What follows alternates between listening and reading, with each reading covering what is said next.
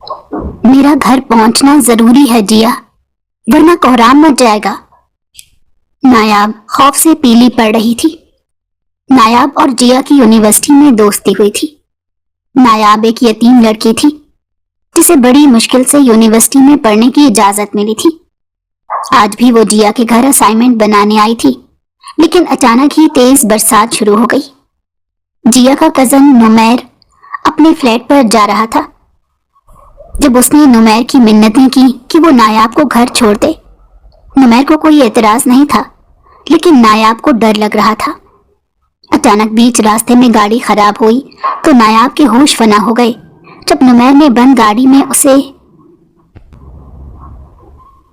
बारिश की तेज बूंदें जमीन पर तेजी से गिरती जा रही थी, जैसे इस वक्त आसमान भी नायाब की बेचैनी को महसूस कर रहा था। यूनिवर्सिटी के बाद जब वो जिया के साथ उसके घर में एक असाइनमेंट पर काम कर रही थी तो ऐसा नहीं लगा था कि मौसम अचानक से अपना रंग बदल लेगा, मगर अचानक से आसमान काले बादलों से भर गया और तूफानी बारिश शुरू हो गई। मेरा घर पहुंचना जरूरी है जिया, वरना कोहराम मच जाएगा। नायाब की आवाज में हल्की सी लर्जिश थी। वो जानती थी कि अगर वो घर देर से पहुंची तो एक मुसीबत आ जाएगी। जिया ने नायाब की बात सुनकर उदास नजरों से उसे देखा और कहने लगी, नायाब फिक्र ना करो, मैं नुमैर से बात करती हूँ। तुम्हारा घर उसी के फ्लैट के रास्ते में है, वो तुम्हें घर तक छोड़ देगा। नायाब ने अपने दिल में छुपे खौफ को झटक दिया। पर जिया, मैं उसके साथ कैसे जा सकती हूँ? जिया ने नायाब की तरफ देखा और उसके चेहरे पर परेशानी के तासुरात देखकर कहने लगी, वो मेरा कजन है नायाब, तुम्हें मुझ पर भरोसा करना चाहिए। वो तुम्हें बाहिफाजत घर छोड़ देगा। तुम परेशान क्यों हो रही हो? जिया, तुम मेरे घर वालों को तो जानती हो। अगर किसी ने मुझे... ओहो, कुछ नहीं होता नायाब, इतना मत डरा करो। जिया ने नायाब को तसल्ली देते हुए कहा था। यार, तुम मुझे समझने की कोशिश क्यों नहीं कर रही? मैं भला तुम्हारी कजन के साथ घर कैसे जा सकती हूँ? नायाब की परेशानी बढ़ती ही जा रही थी। अच्छा चलो ठीक है, मैंने समझ लिया कि तुम उसके साथ नहीं जा सकती। फिर मुझे ये बताओ, इसके अलावा और कोई हल है तुम्हारे पास? तुम इस मौसम में घर कैसे जाओगी?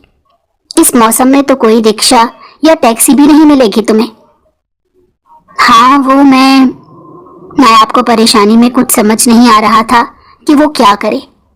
वो जिया के घर रुक भी नहीं सकती थी और उसके कजन के साथ वापस भी नहीं जा सकती थी, मगर उसका घर पहुंचना भी जरूरी था। बहुत मुश्किल से वो नुमैर के साथ घर जाने के लिए राजी हो ही गई। चंद लम्हों के बाद जिया ने अपना फोन उठाया और नुमैर को कॉल की। हेलो नुमैर, क्या तुम घर जा रहे हो? नायाब को भी अपने साथ लेते जाओ, क्योंकि मौसम बहुत खराब है और इसके घर पर सब परेशान हो रहे होंगे। कुछ नहीं होगा, मैं कह रही हूं ना। नुमैर से बात करने के बाद जिया ने नायाब को एक बार फिर तसल्ली दी थी।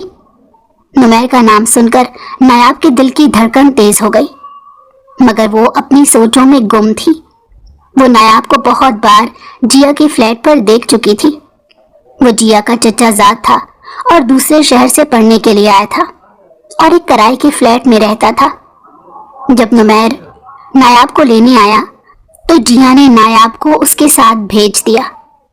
नायाब का दिल बेचैन था।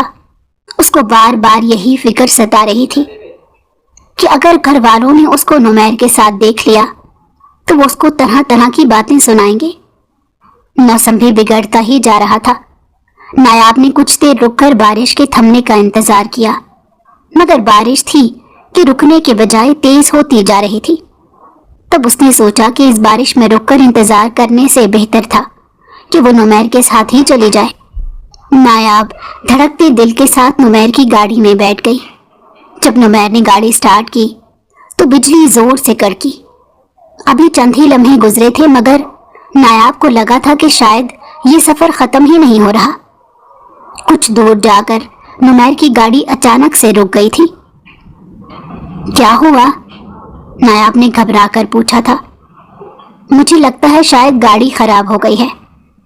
نمیر کے چہرے پر بھی الجھن تھی۔ بارش کی شدت بھی بڑھنے لگی تھی۔ نایاب کی حالت اب خراب ہونے لگی۔ اس کو لگا تھا کہ وہ بند گاڑی میں پھنس گئی ہے۔ باہر موسم اس حد تک بگڑ چکا تھا کہ وہ گاڑی سے باہر نہیں نکل سکتی تھی، اور نمیر کی موجودگی اس کی پریشانی کو مزید بڑھا رہی تھی۔ کیا آپ کچھ کر نہیں سکتے؟ اس نے ہچکچاتے ہوئے پوچھا۔ نمیر نے ایک نظر اس ڈرتی ہوئی لڑکی کو دیکھا اور دوسری نظر باہر بگڑتے ہوئے موسم کو دیکھا۔ اس کی نظروں کا مطلب صاف صاف تھا کہ بھلا اس خراب موسم میں وہ کیا کر سکتا تھا سوائے انتظار کے۔ لیکن نایاب کی گھبراہٹ بڑھ رہی تھی۔ اسے لگا تھا کہ اس کی زندگی کا سب سے خوفناک لمحہ تھا۔ اگر وہ گھر پر نہ پہنچ سکی تو کیا ہوگا؟ اب وہ پریشانی سے اپنے ہاتھ کی انگلیوں کو مروڑنے لگی تھی اور اس کے ماتھے پر پسینہ صاف نظر آ رہا تھا۔ ایک دم سے نمیر کی اس پر نظر پڑی تو وہ چونک گیا۔ نایاب، کیا تم ٹھیک ہو؟ اس نے پریشانی سے پوچھا۔ وہ خاموش بیٹھی رہی مگر ہاتھوں کی انگلیوں کو مسلسل مروڑ رہی تھی۔ تبھی نمیر اس کی طرف جھکا اور نایاب، کیا تم خوفزدہ ہو؟ نہیں، اس نے ہچکی لیتے ہوئے کہا۔ بالکل نہیں۔ نایاب ایک یتیم لڑکی تھی اور اپنی دادی کے ساتھ اپنے تایا کی فیملی میں ہی رہتی تھی۔ اس کے ماں باپ ایک حادثے میں اس کو اکیلا چھوڑ گئے تھے اور وہ اپنی دادی کے ساتھ ان کے ہی گھر میں رہنے لگی تھی۔ نایاب اس وقت بہت کم عمر تھی جب اس کے ماں باپ دونوں اس کو چھوڑ گئے تھے۔ اس کو بچپن سے ہی پڑھنے کا بہت شوق تھا۔ اس نے اپنے اس شوق کے بارے میں تایا کو بتایا تھا۔ شروع میں تو تایا کو بھی نایاب سے بہت محبت تھی، کیونکہ وہ ان کے مرحوم بھائی کی اکلوتی نشانی تھی اور وہ اس سے بہت پیار کرتے تھے۔ شروع میں تو وہ اس کی ہر بات مانتے، اس کی ہر خواہش پوری کرتے اور اس کی ضروریات کا خیال رکھتے۔ مگر جیسے جیسے وقت گزرتا گیا ان کی اپنی ذمہ داریاں بڑھتی چلی گئیں اور ان کی توجہ نایاب سے ہٹنے لگی، کیونکہ ان کی اپنی بھی 2 بیٹیاں تھیں، بیٹا کوئی نہیں تھا۔ اور تائی فرزانہ جب بھی دیکھتی کہ نایاب ہر دوسرے دن اپنی کوئی نئی فرمائش لے کر تایا زبیر کے پاس پہنچی ہوتی ہے تو ان کو بہت غصہ آتا، اور وہ ہمیشہ زبیر کو یہی کہتی رہتی تھی کہ آپ نایاب کی فکر چھوڑ دیں اور اپنی بیٹیوں کی ذمہ داری سنبھالیں، کیونکہ ان کے حالات ایسے نہیں تھے کہ وہ اپنی دونوں بیٹیوں کی پرورش کے ساتھ ساتھ نایاب کی خواہشیں بھی پوری کر سکتے۔ بیٹا، اگر تم پڑھنا چاہتی ہو تو کیا میں تمہیں گھر میں ہی کتابیں لا دیا کروں؟ تم گھر پر ہی بیٹھ کر پڑھ لیا کرو، کیونکہ میرے پاس اتنا وقت تو نہیں ہوتا کہ میں تمہیں اسکول لے کر جاؤں اور پھر واپس بھی لے کر آیا کروں۔ اور آج کل زمانے کا بھی تمہیں پتا ہے، اکیلی لڑکی کہیں آ جا نہیں سکتی۔ ایک دن زبیر نے نایاب کو انکار ہی کر دیا، مگر وہ اس کو صاف صاف منع نہیں کر سکتے تھے کہ وہ اس کا مزید بوجھ نہیں اٹھا سکتے۔ ان کو تو لگا تھا کہ شاید نایاب مان جائے گی۔ زبیر بیٹا، اگر نایاب کو لانے لے جانے کا اتنا ہی مسئلہ ہے تو تم رکشہ کیوں نہیں لگوا لیتے؟ دادی کو شاید زبیر کی بات سمجھ نہیں آئی تھی کہ وہ نایاب کو مزید آگے پڑھانا نہیں چاہتے تھے، اسی لیے تو انکار کر رہے تھے، ورنہ اگر وہ اپنی دونوں بیٹیوں کو اسکول چھوڑنے جا سکتے تھے اور لینے بھی جا سکتے تھے تو نایاب کے ساتھ ہی ایسا مسئلہ کیوں پیش آ رہا تھا؟ کوئی بات نہیں دادی، میں گھر پر بیٹھ کر پڑھ لیا کروں گی، ویسے بھی گھر پر کام بہت ہوتے ہیں اور تائی سارا دن اکیلی خود ہی لگی رہتی ہیں۔ میں پڑھائی کے ساتھ ساتھ تائی کی مدد بھی کر دیا کروں گی، اس طرح سے ان کو بھی سہولت ہو جائے گی اور میری پڑھائی کا حرج بھی نہیں ہوگا۔ جب زبیر خاموش رہے تو نایاب نے خود ہی دادی کو ان کی بات کا جواب دے دیا۔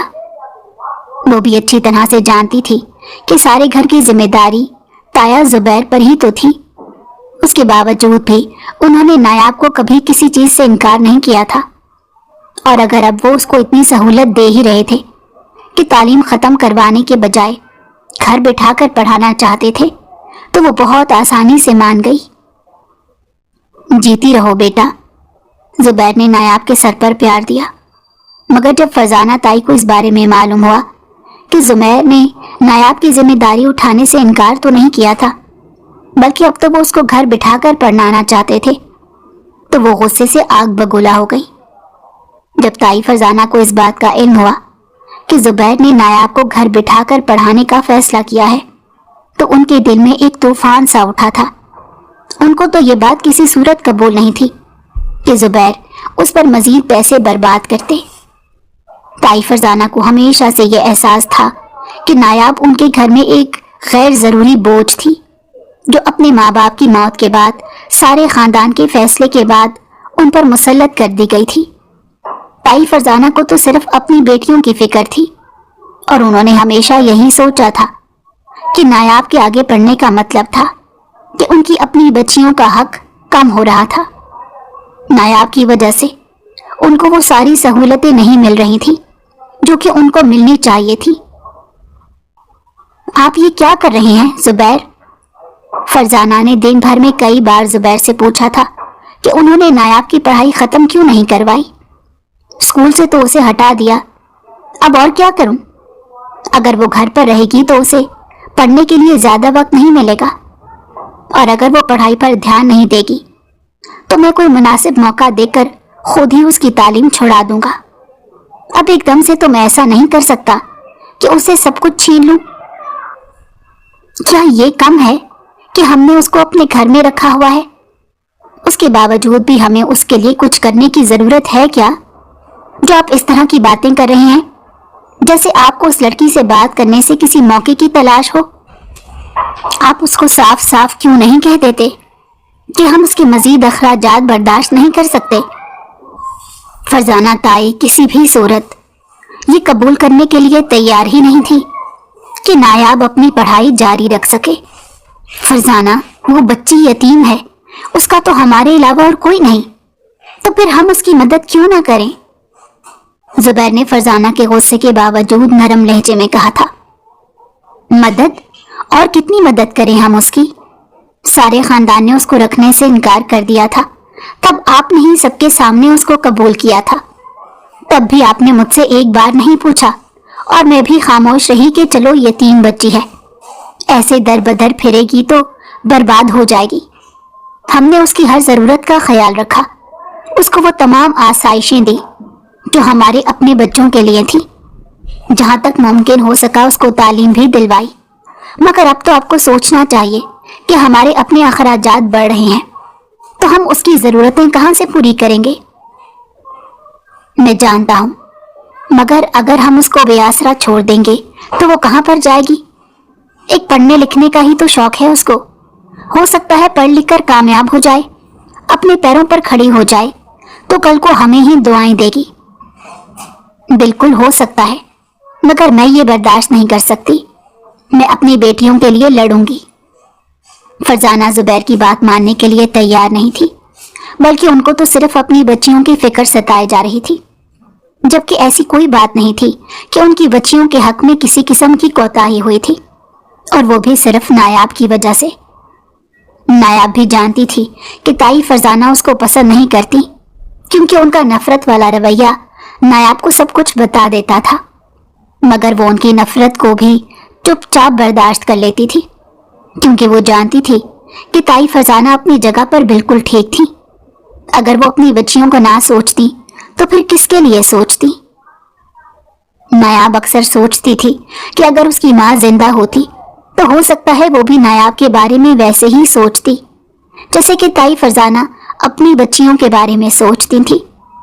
یہ تو ان کا بہت بڑا احسان تھا جو انہوں نے نایاب کو اپنے گھر میں رہنے کے لیے جگہ دی ہوئی تھی۔ وہ زبیر کی لائی ہوئی کتابوں کو گھر پر ہی پڑھتی، اور ساتھ ساتھ تائی فرزانہ کے گھریلو کاموں میں بھی ہاتھ بٹانے لگی تھی، تاکہ کسی طرح سے ان کا دل جیت سکے۔ مگر ہر گزرتے دن نایاب کے لیے حالات سخت ہوتے جا رہے تھے، کیونکہ تائی فرزانہ کا رویہ اس کے ساتھ بدتر ہوتا جا رہا تھا۔ ان کے دل میں نایاب کے لیے کوئی نرمی باقی نہیں بچی تھی، اور وہ ہر وقت اسے اپنی باتوں سے یہ احساس دلانے کی کوشش کرتی رہتی کہ وہ اس گھر پر بوجھ تھی۔ نایاب ان تمام مشکلات کو صبر اور حوصلے سے برداشت کرتی رہی، کیونکہ وہ جانتی تھی کہ اسے اپنے خوابوں کے حصول کے لیے بہت محنت کرنی تھی زبیر تایا تو تھے ہی نہ اس کے ساتھ، جو اس کی ذمہ داری کو پورا کر رہے تھے۔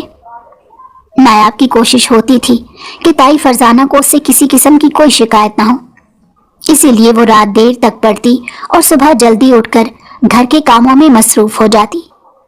مگر تائی فرزانہ سے یہ بھی برداشت نہیں ہوا، کیونکہ ان کی اپنی بچیوں کو تو پڑھائی کا کوئی اتنا خاص شوق نہیں تھا۔ وہ تو بس اسکول سے آتے ہی اپنے بیگ رکھ کر بھول جایا کرتی تھی۔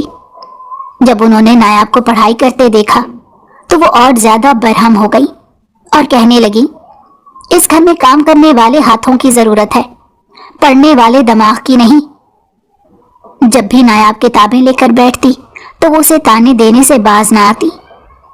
فرزانہ کے تانوں کے باوجود بھی زبیر نایاب کے ساتھ کچھ حد تک نرم تھے، لیکن کبھی کبھار ان پر بھی فرزانہ کے دباؤ کا اثر صاف نظر آتا تھا۔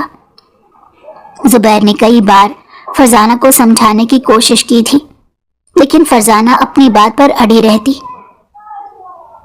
جب نایاب کا میٹرک کا رزلٹ آیا تو فرزانہ کی آنکھیں حیرت سے پھٹی کی پھٹی رہ گئیں، کیونکہ اس نے تو پورے بورڈ میں ٹاپ کیا تھا اور اس کو اسکالرشپ ملی تھی۔ جب سارا دن کتابیں لے کر بیٹھی رہے گی تو ٹاپ ہی کرے گی نا۔ میری بچیاں تو بیچاری میرے ساتھ کام کرواتی تھک جاتی تھی، ان کو تو پڑھنے کا وقت نہیں ملتا تھا۔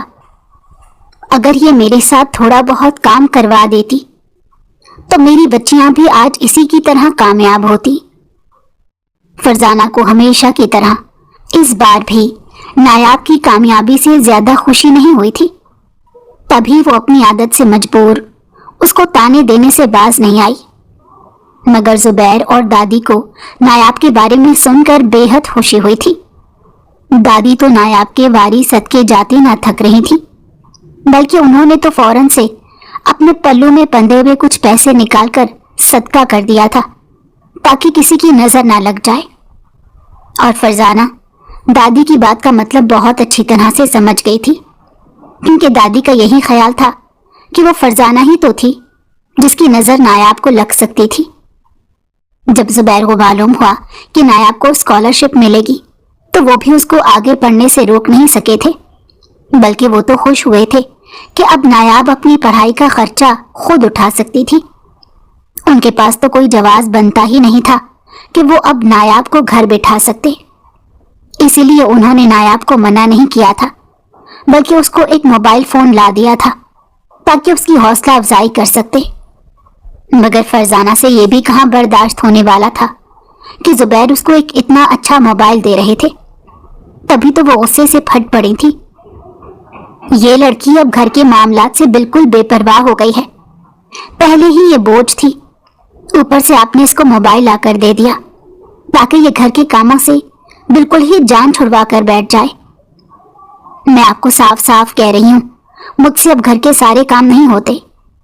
اگر نایاب آگے پڑھنا ہی چاہتی ہے تو اس کو سمجھا دیں کہ اس کو میرے ساتھ مل کر گھر کے کام بھی کرنے ہوں گے، ورنہ پڑھائی کا خواب چھوڑ کر سکون سے گھر میں بیٹھے۔ اس نے پڑھ لکھ کر کون سا آگے جا کر کوئی نوکری کرنی ہے؟ وہ زبیر سے شکایت کرنے لگی تھی۔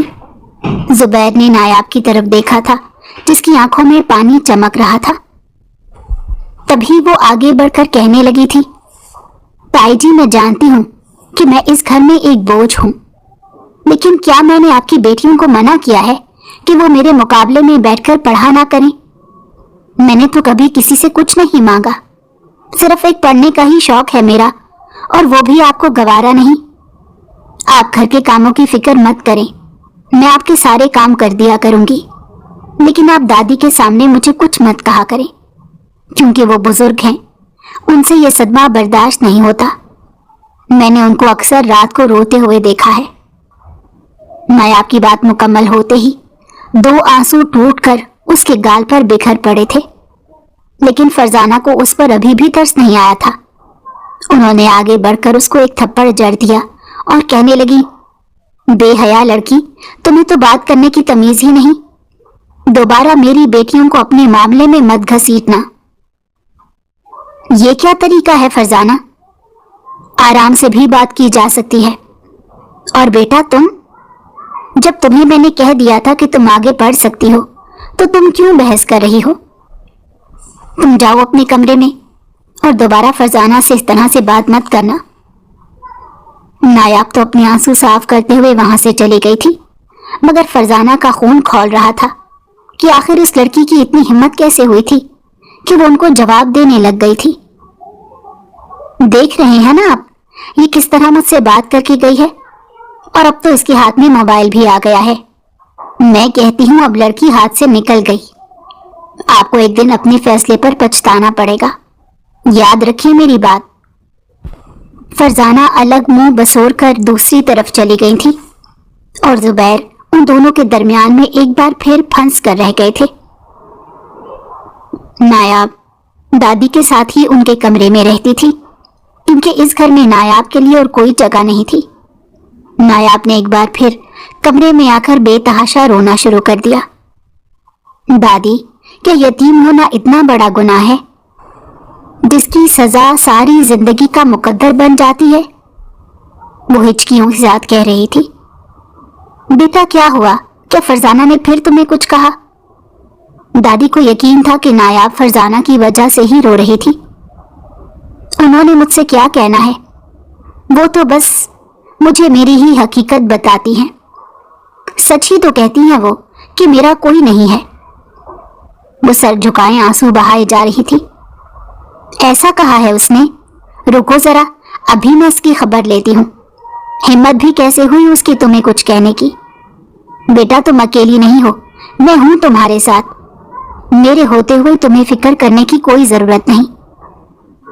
نہیں دادی، رہنے دیں، آپ ان کو کچھ نہیں کہیں گی، وہ میرا اتنا خیال بھی تو رکھتی ہیں۔ اگر کچھ کہہ دیتی ہیں تو مجھے بھی برداشت کر لینا چاہیے۔ آپ ان کو کچھ نہیں کہیں گی، ورنہ میں آپ سے ناراض ہو جاؤں گی۔ نایاب نے بہت جلد خود کو سنبھال لیا تھا۔ اس کو اندازہ ہی نہیں ہوا تھا کہ وہ دادی کے سامنے اتنا رونے لگ گئی تھی۔ دادی تو اسے اتنا پیار کرتی تھی کہ اس کے لیے فرزانہ تائی سے لڑ بھی سکتی تھی، اور تب معاملہ زیادہ خراب ہو سکتا تھا، جو کہ نہیں ہونا چاہیے تھا۔ وہ ایک ہمت کے ساتھ اپنے آنسو صاف کرتے ہوئے اٹھ بیٹھی تھی۔ میں تایا زبیر کو کبھی مایوس نہیں کروں گی، میں ضرور محنت کروں گی، ایک دن ان کو مجھ پر فخر ہوگا، اور تائی فرزانہ بھی میرے لیے اپنے دل سے سارے گلے شکوے ختم کر کے خود مجھے قبول کر لیں گی۔ اگر وہ کبھی مجھے کچھ کہہ دیتی ہیں تو اس کا مطلب یہ تو نہیں کہ وہ مجھ سے نفرت کرتی ہیں، بلکہ وہ بھی تو اپنی جگہ ٹھیک ہیں۔ آخر ان کو بھی اپنی بیٹیوں کی پرواہ ہے۔ میری کامیابیاں ایک نہ ایک دن ضرور تایا زبیر کے لیے فخر کا باعث بنے گی، مگر وہ جتنی بھی کوشش کر لیتی، فرزانہ کے دل میں اس کے لیے نفرت بڑھتی جا رہی تھی۔ وہ ہر دوسرے دن زبیر کو نایاب کے خلاف بھڑکانے لگی تھی۔ میں آپ کو کہہ رہی ہوں یہ لڑکی ہمارے لیے مصیبت بن جائے گی۔ کل کو اگر یہ زیادہ پڑھ لکھ گئی تو یہ ہمیں ہی نیچا دکھائے گی۔ آپ اسے آزادی دے کر اچھا نہیں کرے۔ زبیر کے لیے تو اب فرزانہ اور نایاب کو سنبھالنا مشکل ہوتا جا رہا تھا، مگر وہ کیا کر سکتے تھے؟ ایک طرف ان کی بیوی اور بچیاں تھیں، دوسری طرف ان کے بھائی کی نشانی تھی جس کو وہ دنیا کے رحم و کرم پر نہیں چھوڑ سکتے تھے۔ نایاب اپنی دوست جیا سے اکثر اپنے دل کی باتیں کیا کرتی تھی۔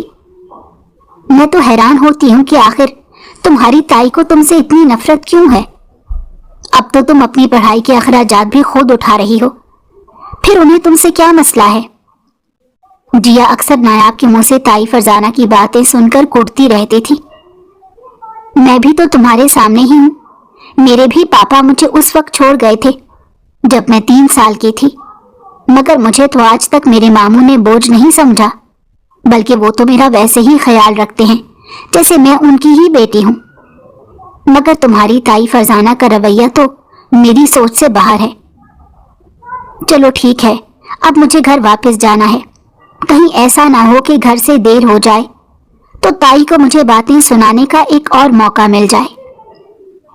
نایاب نے اپنی کتابیں سمیٹ کر بیگ میں ڈالی اور جانے کے لیے مڑی ہی تھی جب ایک دم سے سامنے آتے شخص سے ٹکرا گئی۔ ارے سنبھل کر! وہ نمیر تھا جو اکثر جیا کے گھر آتا جاتا رہتا تھا اور جیا کی دوست نایاب کو بھی جانتا تھا، مگر نایاب نے اس کی بات کا کوئی جواب نہیں دیا۔ وہ خود کو سنبھالتے ہوئے دروازے کی طرف بڑھ گئی تھی۔ اس کو کیا ہوا؟ کیا یہ ہمیشہ ایسے ہی جلدی میں رہتی ہے؟ میں نے تو اسے جب بھی دیکھا ہے اس کو یہاں سے بھاگنے کی ہی جلدی ہوتی ہے۔ نمیر نے نایاب کے جاتے ہی جیا سے پوچھا، مگر نایاب نے اس کی بات سن لی تھی۔ نایاب کے ذہن میں نمیر کی باتیں گونج رہی تھی۔ اسے لگا تھا جیسے وہ اس کا مذاق اڑا رہا تھا۔ وہ اپنے خیالات کو جھٹکنے کی کوشش کر رہی تھی، مگر نمیر کے لہجے میں چھپا ہوا تجسس اسے مسلسل پریشان کر رہا تھا۔ جیسے ہی نایاب نے گھر کے اندر قدم رکھا، تائی فرزانہ کی تیز آواز نے اس کا استقبال کیا۔ کتنی دیر لگا دی واپس آنے میں؟ تمہیں سمجھ نہیں آتا کہ اس گھر میں رہنے کے کچھ اصول ہیں؟ بس یونیورسٹی میں کلاس ختم ہونے میں دیر ہو گئی، نایاب نے نظریں جھکا کر کہا تھا۔ ہاں ہاں، یہی بہانے تمہاری عادت بن چکے ہیں۔ میں دیکھ رہی ہوں تم کچھ زیادہ ہی آزاد ہو گئی ہو۔ یاد رکھنا لڑکی، یہ سب زیادہ دیر نہیں چلے گا، فرزانہ نے طنزیہ انداز میں کہا، مگر نایاب خاموش تھی۔ زبیر جو پاس کے کمرے میں ہی بیٹھے تھے یہ سب سن رہے تھے، مگر انہوں نے بھی خاموش رہنے کو ہی ترجیح دی۔ وہ اپنی بیوی اور نایاب کے درمیان ہونے والے ہر جھگڑے میں خود کو بے بس محسوس کرتے تھے، اور اب ان کو مداخلت کرنا بھی بے معنی ہی لگتا تھا۔ یہ نایاب ہمیشہ اتنی خاموش اور الجھی ہوئی کیوں رہتی ہے؟ کیا مسئلہ ہے اس کے ساتھ؟ نمیر کو اس لڑکی کی خاموشی چبھ رہی تھی۔ تبھی تو اس نے جیا سے سوال کیا تھا۔ جیا نے ایک گہری سانس لی اور کہنے لگی، نایاب کی زندگی بہت مشکل ہے۔ اس کے ماں باپ کا انتقال ہو چکا ہے اور وہ اپنے تایا کے گھر رہتی ہے، لیکن اس کی تائی فرزانہ اسے ہمیشہ کمتر سمجھتی ہیں اور بات بات پر اس پر طنز کرتی رہتی ہیں۔ مگر میری دوست کی ہمت ہے جو وہ ان سب کو سہتے ہوئے اپنی پڑھائی جاری رکھ رہی ہے۔ نمیر نے یہ ساری بات دلچسپی سے سنی تھی۔ یہ تو بہت ہمت والی لڑکی لگتی ہے، ایسے حالات میں بھی وہ اپنے لیے محنت کر رہی ہے۔ اگر اسے کسی مدد کی ضرورت ہو تو مجھے ضرور بتانا، نمیر نے تو سرسری سا کہا تھا، مگر جیا کی آنکھوں میں ایک شرارت سی آئی تھی۔ آخر تم ایسا کیوں کہہ رہے ہو؟ بھلا اسے تم سے کیا مدد چاہیے ہوگی؟ سب خیریت تو ہے نا؟ میں تو بس ویسے ہی کہہ رہا ہوں، تم بھی نہ کیسی عجیب باتیں لے کر بیٹھ گئی ہو۔ نمیر ایک دم سے جیا کے پاس سے اٹھ کھڑا ہوا، جبکہ جیا کو اس کی آنکھوں میں چھپی پریشانی صاف نظر آ رہی تھی، جو وہ نایاب کے بارے میں سن کر چھپانے کی کوشش کر رہا تھا۔ اگر تمہیں پڑھنے کا اتنا ہی شوق چڑھا ہوا ہے تو گھر کے کاموں کو بھی دیکھ لیا کرو، اپنی تائی بیچاری پر بھی ترس کھایا لیا کرو۔ تمہیں تو کبھی زحمت نہیں ہوئی کہ آ کر پوچھ ہی لو کہ کوئی کام ہے تو کر دوں، مگر نہیں، تمہیں اپنے سیر سپاٹوں سے فرصت ملے تب تم گھر کے کاموں میں دلچسپی لو نا۔ فرزانہ تائی نے ہمیشہ کی طرح نایاب کو ایک اور تانے سے نوازا تھا، حالانکہ اب تو سارے گھر کی کام نایاب خود کرتی تھی۔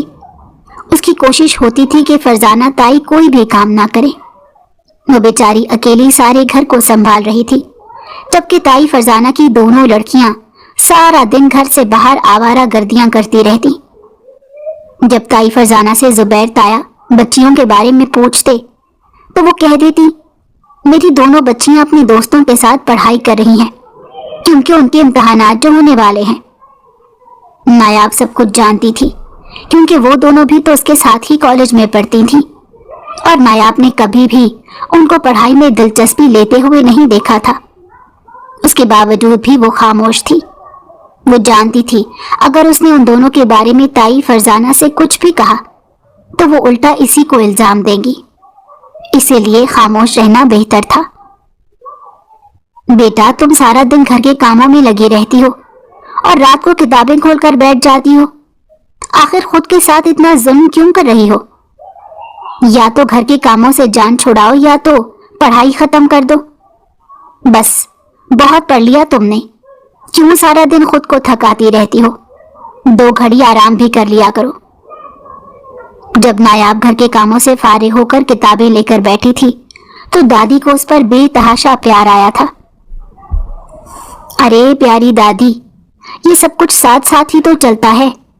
घर के काम कौन सा खत्म होते हैं, और आप तो जानती हैं कि पढ़ना लिखना मेरा शौक है, इसीलिए मुझे पढ़ने से मत रोका करें। नायाब ने भी मुस्कुराते हुए दादी को जवाब दिया। अगले दिन नायाब ताया जुबैर के पास गई थी क्योंकि उसको उनसे बहुत जरूरी बात करनी थी। आप तो जानते हैं कि मेरे फाइनल एग्जाम्स होने वाले हैं, उसके लिए मुझे बहुत सी असाइनमेंट्स बनानी है, इसलिए मुझे कॉलेज में थोड़ी ज्यादा देर हो जाया करेगी। तो मैं आपसे इजाजत लेने आई थी कि अगर मुझे घर आने में देर हो जाए तो आप नाराज तो नहीं होंगे ना? नायाब ने डरते डरते ताया से इजाजत ली थी। अरे बेटा, कोई बात नहीं, अगर देर हो जाएगी तो तुम्हारे पेपर होने वाले हैं, तुम खूब दिल लगाकर मेहनत करो और बस इस बात का ख्याल रखना कि तुम्हारी ताई को तुमसे कोई शिकायत ना हो। शुक्रिया, आपका बहुत बहुत शुक्रिया। मैं वादा करती हूँ मेरी वजह से आपको कभी कोई शिकायत नहीं होगी।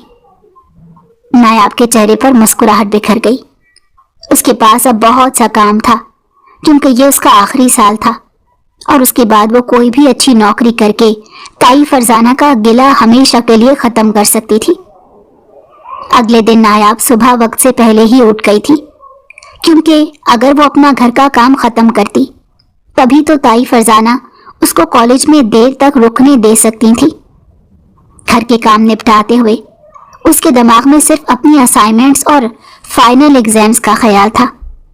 वो जानती थी कि खुद को मनवाने का यही ठीक वक्त था और अगर उसने मेहनत की तो वो अपनी जिंदगी बेहतर बना सकती थी। जब नायाब नाश्ता बनाने में मसरूफ थी तो उसके हाथों में तेजी देखकर ताई फरजाना उसको टोके बगैर न रह सकी। नायाब, मैंने सुना है आजकल तुम कॉलेज में देर तक रहने लगी हो। कहीं ये पढ़ाई का बहाना बनाकर तुम कोई गलत काम तो नहीं कर रही? ताई ने तंज किया था। ताई की बात सुनकर नायाब को बहुत गुस्सा आया, मगर उसने एक गहरी सांस ली और तहम्मुल से कहने लगी, ताई, मैं सिर्फ अपनी असाइनमेंट्स और एग्जाम की तैयारी कर रही हूँ। आपको मेरी नीयत पर इस तरह से शक नहीं करना चाहिए।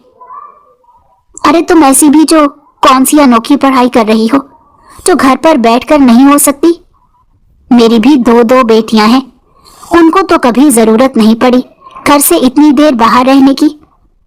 खैर जो भी है, मैं तुम्हें बता दूं कि मुझे तुम पर भरोसा नहीं है और मेरी बात कान खोलकर सुन लो। अगर तुम्हारी वजह से घर की इज्जत पर कोई आंच आई तो मैं तुम्हें माफ नहीं करूंगी। ताई फरजाना का लहजा हमेशा की तरह सख्त था, मगर नायाब खामोश रही थी। वो जानती थी कि बहस करने से कुछ हासिल नहीं होगा। जिया और नायाब बैठकर काफी देर तक पढ़ाई करती रही थी कि नायाब को वक्त गुजरने का एहसास ही नहीं हुआ। जब उसको एहसास हुआ तो बहुत देर हो चुकी थी। वो एकदम से घबरा कर उठी। मुझे तो पता ही नहीं चला, जरा बाहर देखो, दिन तो ढलने को है और अब मुझे ताई फरजाना की बातों से कोई नहीं बचा सकता। उन्होंने तो मुझसे पहले ही कहा था कि उनको मुझ पर भरोसा नहीं है। अब तो वो मुझे बातें सुनाने का कोई मौका हाथ से जाने नहीं देंगी। नायाब ने उलझन में अपनी चीजें समेटना शुरू कर दी, जबकि जिया देख रही थी कि वो ताई फरजाना से कितना डरती थी। तुम क्यों ख्वामख्वाह टेंशन ले रही हो? जब तुमने कोई गलत काम नहीं किया तो तुम्हें डरने की भी कोई जरूरत नहीं। जिया ही तो थी जो हमेशा उसको हौसला देती थी, मगर वो ताई फरजाना को अपनी सफाइयां पेश कर कर के थक चुकी थी। वो भला जिया को कैसे समझाती कि उसकी ताई उससे कितना तंग आ चुकी थी, और अब तो उनको एक और मौका मिल गया था कि वो नायाब को एक बार फिर से ताने दे सकती। नायाब तेजी से अपनी किताबें और नोट्स समेट रही थी। उसके हाथों की कपकपाहट उसकी परेशानी को जाहिर कर रही थी। जिया ने उसका हाथ पकड़कर उसको रोका था। नायाब, रुक जाओ, अगर तुम इस हालत में घर जाओगी तो ताई तुम्हें और ज्यादा डांटेंगी। एक गहरी सांस लो, तुम्हें अपनी सच्चाई पर भरोसा होना चाहिए। तुम ऐसा कुछ नहीं कर रही जिस पर तुम्हें डरना पड़े, जिया ने नरमी से कहा था। तुम नहीं समझ सकती जिया, मेरे लिए ये सब बहुत मुश्किल है। ताई फरजाना का रवैया इतना सख्त है कि मुझे लगता है मेरी हर बात उनके लिए एक गलती बन जाती है। नायाब ने दोबारा किताबें समेटते हुए बेबसी से जवाब दिया था। जब नायाब घर पहुंची तो सूरज गरूब हो चुका था। जैसे ही उसने दरवाजा खोला, ताई फरजाना पहले से ही गुस्से से भरी हुई उसी का इंतजार कर रही थी। अब आ रही हो? ये वक्त है तुम्हारा घर आने का, उन्होंने जोरदार आवाज में कहा था। ताई, मैं माजरत चाहती हूँ, मुझे वक्त का अंदाजा ही नहीं हो सका। वो बस असाइनमेंट्स पर काम करते हुए देर हो गई और मुझे पता ही नहीं चला, नायाब ने डरते हुए हल्की सी आवाज में कहा था। हमेशा यही बहाने। मैंने तुम्हें पहले भी कहा था कि मुझे तुम्हारी इन कहानियों पर भरोसा नहीं है। न जाने पढ़ाई के बहाने तुम कहाँ घूमती फिरती हो। नायाब ने अपनी सफाई देने की कोशिश की थी, लेकिन ताई ने मजीद कोई भी बात सुनने से इनकार कर दिया। बस आज के बाद अगर तुम्हें कॉलेज में देर हुई तो वापस इस घर में मत आना। तुम्हारे लिए इस घर में कोई जगह नहीं होगी। ताई ने नायाब को वार्निंग दे डाली थी। उस दिन के बाद से नायाब बहुत संभल संभल कर कदम रखने लगी थी। वो वक्त का पूरा ध्यान रखती और उसकी कोशिश होती थी कि वो ज्यादा देर ना करे और घर पहुंचकर ताई के गुस्से का सामना ना करे। मगर ये उसका आखिरी साल था और वो अपने पिछले सालों की मेहनत को ऐसे ही बर्बाद नहीं करना चाहती थी। एक तरफ जिया थी जो उसका हौसला बढ़ाती रहती थी कि वो कोई ऐसा गलत काम नहीं कर रही जिसकी वजह से उसे ताई से झूठ बोलना पड़ता या उनके सामने जवाबदेह होना पड़ता। अभी कुछ ही दिन सुकून से गुजरे थे जब एक दिन उसको काम करते हुए एहसास ही नहीं हुआ था कि कब बाहर का मौसम अचानक से बदल गया और आसमान को गहरे काले बादलों ने ढक लिया। यूनिवर्सिटी के बाद जब वो जिया के साथ उसके घर में एक असाइनमेंट पर काम कर रही थी तो उसके वहमो गुमान में भी नहीं था कि मौसम अचानक से अपना रंग बदल लेगा। मगर अचानक से आसमान काले बादलों से भर गया था और देखते ही देखते तूफानी बारिश शुरू हो गई। ये क्या? अब मैं घर कैसे जाऊंगी? नायाब ने बरसती हुई बारिश को देखकर परेशानी से कहा। तुम इतना परेशान क्यों हो रही हो? जब बारिश रुक जाएगी तब चली जाना। मैं अब बारिश के रुकने का इंतजार तो नहीं कर सकती ना। देखो पहले ही कितनी देर हो चुकी है, और अगर आज भी मैं देर से घर गई तो ताई फरजाना मुझे घर में दाखिल नहीं होने देंगी। कुछ नहीं होता, तुम रिलैक्स करो और काम मुकम्मल करके चली जाना। हो सकता है तब तक बारिश भी रुक जाए। मेरा घर पहुंचना जरूरी है जिया, वरना कोहराम मच जाएगा। नायाब की आवाज में हल्की सी लर्जिश थी। वो जानती थी कि अगर वो घर देर से पहुंची तो एक नई मुसीबत आ जाएगी। जरा बाहर बारिश तो देखो, क्या तुम इतनी तेज बारिश में घर जा सकोगी? जिया ने सवालिया लहजे में नायाब को देखते पूछा, जो अभी तक बाहर बरसती हुई बारिश को देखकर परेशान हो रही थी। अच्छा ठीक है, तुम फिक्र ना करो, मैं नुमैर से बात करती हूँ। तुम्हारा घर उसी के फ्लैट के रास्ते में तो आता है, वो तुम्हें घर तक छोड़ देगा। नायाब ने अपने दिल में छुपे खौफ को झटक दिया था। पर जिया, मैं उसके साथ कैसे जा सकती हूँ? जिया ने नायाब की तरफ देखा और उसके चेहरे पर परेशानी के तासुरात देखकर कहने लगी, वो मेरा कजन है नायाब, तुम्हें मुझ पर भरोसा करना चाहिए। वो तुम्हें बाहिफाजत घर छोड़ देगा। तुम परेशान क्यों हो रही हो? जिया, तुम मेरे घर वालों को तो जानती हो। अगर किसी ने मुझे... ओहो, कुछ नहीं होता नायाब, इतना मत डरा करो। जिया ने नायाब को तसल्ली देते हुए कहा। यार, तुम समझने की कोशिश क्यों नहीं कर रही? मैं भला तुम्हारे कजन के साथ घर कैसे जा सकती हूँ? नायाब की परेशानी बढ़ती जा रही थी। अच्छा चलो ठीक है, मैंने समझ लिया कि तुम उसके साथ नहीं जा सकती। फिर मुझे ये बताओ, इसके अलावा और कोई हल है तुम्हारे पास? तुम इस मौसम में घर कैसे जाओगी? इस मौसम में तो कोई टैक्सी या रिक्शा भी नहीं मिलेगा तुम्हें। या तो तुम रुककर बारिश के थमने का इंतजार कर लो।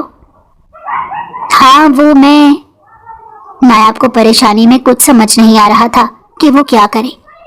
वो जिया के घर रुक भी नहीं सकती थी और उसके कजन के साथ वापस भी नहीं जा सकती थी, मगर उसका घर पहुंचना भी जरूरी था। बहुत मुश्किल से वो नुमैर के साथ घर जाने के लिए राजी हो गई।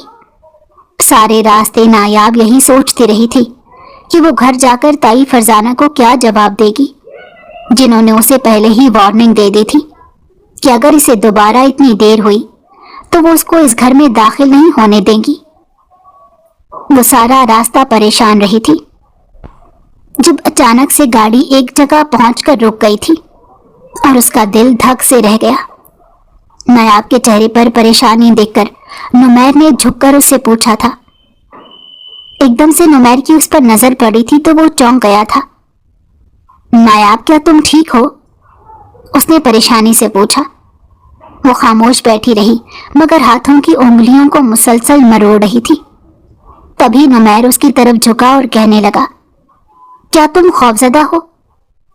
नहीं, उसने हिचकी लेते हुए कहा। बिल्कुल भी नहीं। मगर वो जानती थी कि नुमैर को उसके साथ देखकर ताई फरजाना का शक यकीन में बदल जाएगा। गाड़ी दरवाजे के सामने रुकी तो बिजली एकदम से कड़की, जैसे कोई बहुत बड़ा तूफान आने वाला था। नायाब ने लरसते हाथों से दरवाजा खोला और गाड़ी से बाहर निकल आई। उसने कांपते हाथों से दरवाजे पर दस्तक दी थी जब ताई फरजाना ने गुस्से से दरवाजा खोला और उसको एक लड़के के साथ देखकर बालों से पकड़कर अंदर की तरफ खींचा। किसके साथ मुंह काला करके आई हो तुम इस वक्त? मैंने तुम्हें पहले ही खबरदार किया था कि ऐसी कोई हरकत ना करना, मगर तुम जैसी ढीठ लड़की मैंने आज तक नहीं देखी।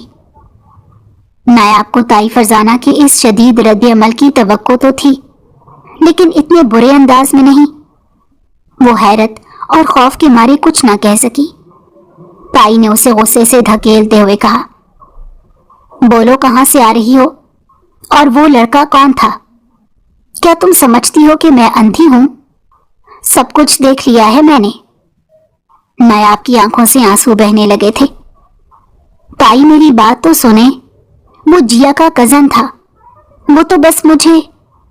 नायाब ने गिड़गिड़ाते हुए वजाहत देने की कोशिश की, लेकिन ताई फरजाना का गुस्सा कम होने का नाम नहीं ले रहा था।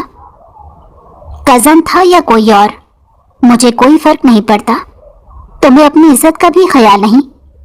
तुम्हारी ऐसी हरकतों की वजह से हमारी नाक कट जाएगी। नायाब ने रोते हुए कहा, ताई, बारिश बहुत तेज थी, कोई और रास्ता नहीं था। मैंने कुछ गलत नहीं किया। मगर उसकी बातें ताई के कानों पर असर ना कर रही थी। नायाब के लिए यह लम्हा बेहद अजियतनाक था। उसे लग रहा था जैसे उसकी सारी दुनिया बर्बाद हो गई थी। मगर उसी लम्हे नुमैर सामने आया। आप मेरी बात सुने। इस तरह से नायाब को कसूरवार समझने के बजाय आप अपनी बेटियों पर भी तवज्जो दे दें तो बेहतर होगा। छोड़े इसको। नुमैर ने नायाब का हाथ सख्ती से फरजाना से छुड़वाया। आप जाएं, ये मेरा जाती मामला है। नायाब तड़प कर बोली थी। 1 मिनट रुक जाओ बस, बहुत हो गया। नुमैर चीख कर बोला था।